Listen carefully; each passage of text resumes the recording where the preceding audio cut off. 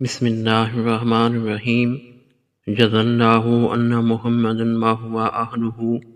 حضرت انس بن مالک رضی اللہ عنہ سے روایت ہے، کہتے ہیں کہ ہم رسول اللہ صلی اللہ علیہ وآلہ وسلم کے ہمراہ ماہ رمضان میں سفر پر نکلے تو نہ روزہ رکھنے والے نے روزہ نہ رکھنے والے پر عیب لگایا اور نہ ہی روزہ چھوڑنے والے نے روزہ رکھنے والے پر کوئی عیب لگایا۔ الموطا امام مالک حدیث نمبر 601۔ حضرت عبداللہ بن عمر رضی اللہ عنہما سے روایت ہے کہ یقیناً رسول اللہ صلی اللہ علیہ وآلہ وسلم نے وصال بغیر سحری و افطار کے مسلسل روزے رکھنے سے منع فرمایا۔